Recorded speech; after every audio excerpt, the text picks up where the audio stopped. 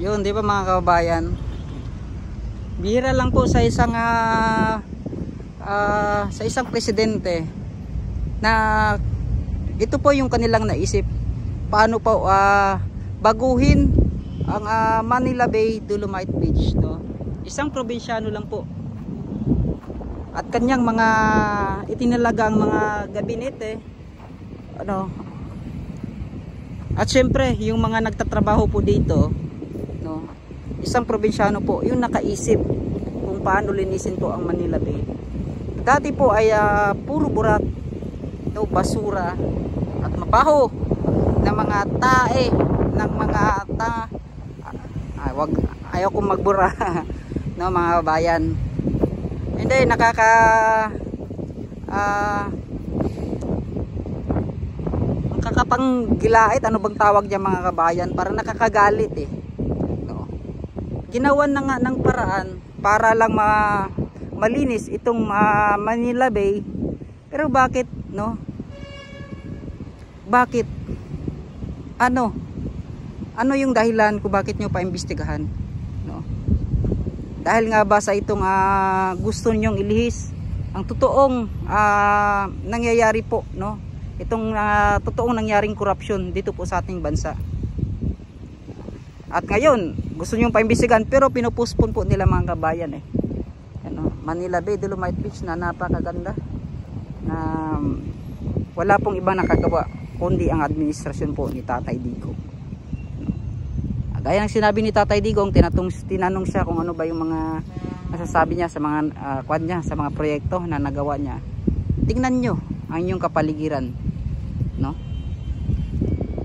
Di na po niya kailangang sabihin pa, ngunit nakikita na po natin yan mga kababayan. Ayaw din niyang ang tawag niyon, kumbaga maghambog mga kababayan, kasi sa kanyang nagawa, ayaw din niyang sabihin na sa kanya yan, no? Dahil yun nga po, pera po ito ng taong bayan. Pero sa ating pong puso mga kababayan, alam natin na si Tatay Digong lang po yung nakagawa at nakagawa ng paraan para maging malinis at maganda po itong Manila Bay. Ngayon po ay ito, Dolomite Beach na mga kabayan. Maraming salamat po Tatay Digong at sa lahat po ng mga bumabatikos, no, sa lahat po ng mga nakaisip na paimbestigahan po itong Manila Bay Dolomite Beach, no. Tanggala ninyo, no. Ano yung utak po ninyo? Paano nyo po naisip na ang daming dapat na imbestigahan itong Manila Bay Dolomite Beach pa, no? Itong mga flood controls hindi na nga matapos-tapos, puro imbestiga, wala pang mga nasasampulan na nakukulong. Tapos ngayon naman Manila Bay Dolomite Beach. So ito pala yung sinasabi nila. May mga nagsabi kasi din mga kabayan, no, ang Manila Bay daw, si Kwan yun, si Gordon, hindi ta nagkakamali, sabi niya is, no, magiging itim ra daw, babalik daw sa dati. Yung mga putibo daw ay babalik po daw, ay matatanggal, mawawash out, parang ganun. Kaysa naman po basura yung makikita mo dito, no, mawawash out lang po ito kapag hindi po talaga ang tawag nito, kapag hindi ito nami-maintain yung kalinisan at kagandahan po ng Manila Bay. Ganun lang po mga kabayan.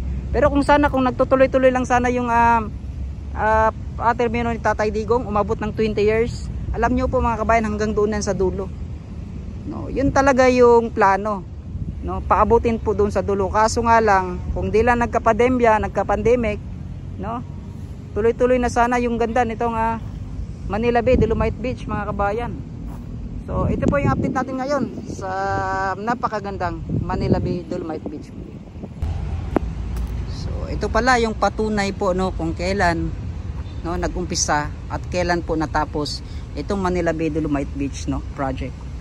So yan, no, mga kababayan, nakalagay po dito.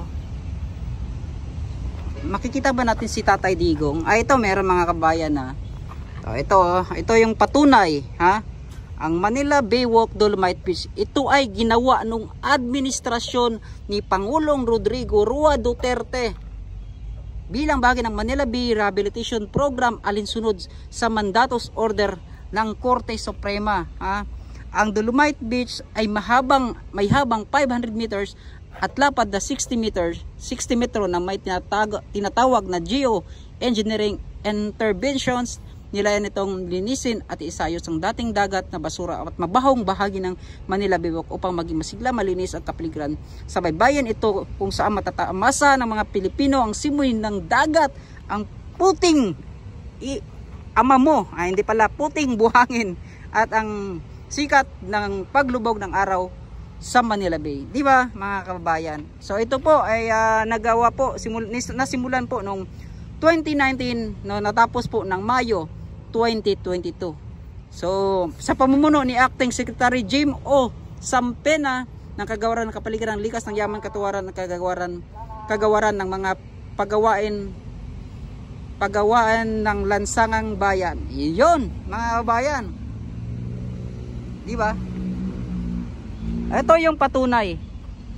Tatay Digong Tatak Duterte. Yun nakagawa nito mga kabayan. Grabe. Ito naman yung before and after ng Manila Bay mga kabayan.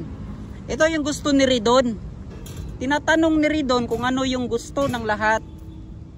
Sabi niya, ano ba yung gusto nyo? Basura? O Dolomite Beach, Dolomite Sand. Yan o. Kayo mga kabayan, papipiliin kayo. Sir, magtanong, pwede matanong sir? Sir, papiliin ka sir. Ano yung gusto mo sa dalawa sir?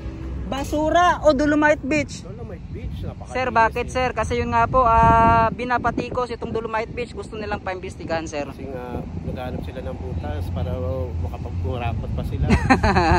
So ano ba sir? Baka marami ka pang maisagot sir? Or... Yun lang muna. Ayun lang muna sir. Sir, ito sir, sa iyong mga nakita sir, ano ba yung kahalagahan nitong Dolomite Beach? Siyempre kalinisan. Para sa environment. Malinis ang kapaligiran. Yes. Malinis yung hangin, malinis yung dagat. Magkakaroon tayo ng maginhawang pamumuhay. Ayun. Sir, sa ngayon sir, ano ba yung mga nakikita or mga naamoy mo? Ano ba yung nasa malinis kapaligiran? yung amoy, hindi katulad dati na puro basura. Dito no? Masangsang, burak. Ngayon, makakahinga ka ng malalim. Yun no? Parang nasa dagat ka talaga na walang kaamoy-amoy no? Stress free. Stress free. Kaya pala, yung iba, yung ibang mahiga, nakaupo lang no? Sir, maraming salamat. Taga saan ka po sir? Sambales, Subic, Sambales. Yes, taga Subic, Sambales. Maraming salamat sir. Yan. So, di ba, stress free mga kababayan no? Kahit kunti pa lang po yung pumupunta dito ngayon. So, sigurado po ay maya-maya, no? Maya-mayang hapon, makikita natin yung paglubog po ng araw dito banda. No? Sa bahaging yan. So, di ba, wala siguro sa 100 na may tanong mo, no? 99 dyan sasabihin na maganda. So yung isa na yon, yung magsasabi po na hindi maganda, yun po si Ridon, no? Sa 100 na tanong yan. Yun po mga kabayan yan lang po yung kaibahan talaga no, ng bumabatikos at nagtatrabaho no. Binabatikos nila pero may proyekto no? Ano ba sa tingin nila mga kabayan no?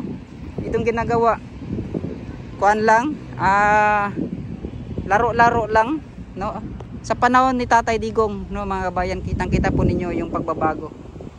Hindi po katulad ngayon no, puro pagnanakaw, puro kurakot po mga kabayan. So yun, ito yung update natin dito po sa ginagawang proyekto na to na natapos po noong Mayo 2022. So yun mga kabayan no, kita po ninyo na yung kanina nakita po ninyo na medyo gabundok na mga buhangin ay ngayon po bakho na po no. So kita po ninyo, ipapatag na po ito mga kabayan na sa tingin ko kaya po parang binubungkal po dito banda ay para makuha po yung mga basura no, na parang natabunan na po ng buhangin. Yan po mga kabayan na kitang kita po ninyo, ipapatag na po ito para maganda na siya tingnan. So may mga nagbi-maintenance talaga mga kabayan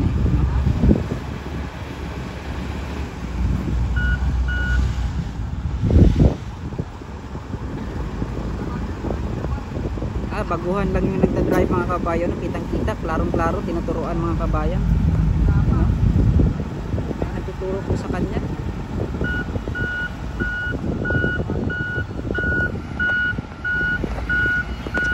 Matatapos pa kaya sila ito mga kabayan. Pero yan, titingnan natin. Ayan o. Medyo kabado pa yung pag ayan yan o. So yun, kita natin yan, marami na po. Marami po na mga tourist talaga, mga Power Ranger po, no, mga kabayan. Yung bumibisita po dito kanina, mga from Latvia, Germany, no, yung bumisita po dito.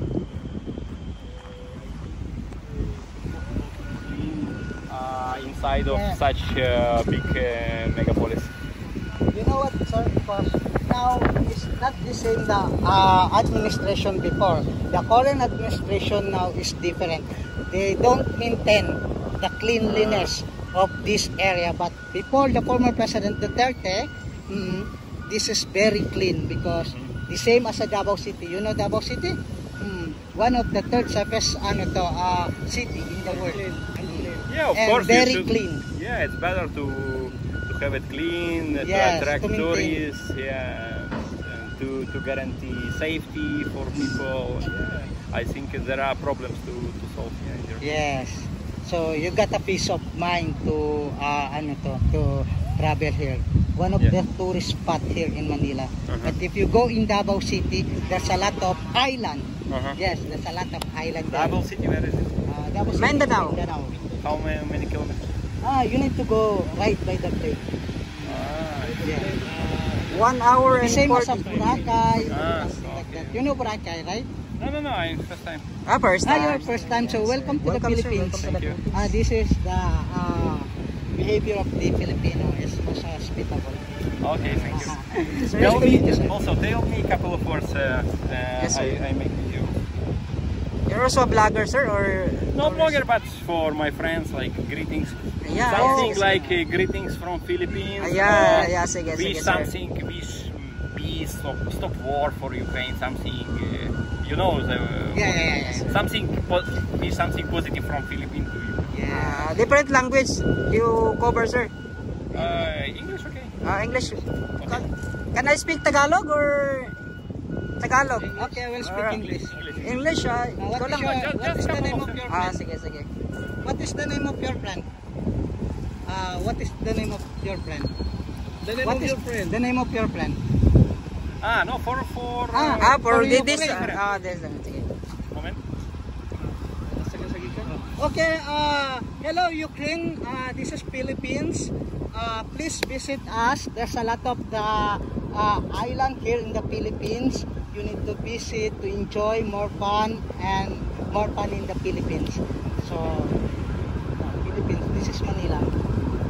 So, hope you can visit here, enjoy the Philippines. Thank you, sir. And wish something for Ukraine. For the Ukraine. For the Ukrainian people, thank you so much, and we appreciate all the tourists, all the tourist visitors who came here in Philippines. Thank you so much to all of you. And I introduce Davao City because so many tourist spots in Davao City, Mindanao. Thank you, sir. Thank you. And tell Okay. For Ukraine, stop war and peace and love each other. And they see God bless us all. We want peace, not war. And We want pray- unity, we want love, and we want peace in our country. And we wish for the Ukraine people for the peace. Hopefully, we pray for you and we love you, Ukraine people. Thank you, sir. Thank you very much. Yan, thank you, Nice to sir. meet you, sir. What's your name, sir? Dimitri. Demetri. Yan. I'm Panat Pandaya. Yan. Thank you, sir Demetri. Are you on Facebook? Yes, sir. Yeah. You can, if you want, you can. So, si Sir Dimitri, ang hirap mga kabayan mag-English. Sa totoo lang. Pero kahit gano'n we try our best. No? As you can say, to accommodate Yes. from other country. Yes. We try our best. Kasi proud tayo sa lengguwahe natin, Bisaya, Tagalog at saka sa Pilipinas. We deserve respect. They deserve respect too. Ganun lang, kailangan respetuhin natin kung sino man yung mga taong pumapasok labas dito sa ating bansa. Ayan, hindi natin sila kailangan Shall we eat? Sure. Ayan mga kabayan, maraming salamat, kasama natin si Kaka Mindanao TV. Pakipollow po ako sa Kaka Mindanao TV, the Bloodbath of Davao City. Yan, maraming salamat. The Bloodbath ng Davao City, Kaka Mindanao, and Banat Mandaya, Banat Aiko Gogo. Thank you, sir. Thank you. Sir Dimitri from Ukraine. Shout out. God bless po sa ating lahat mga kabayan. Bye-bye.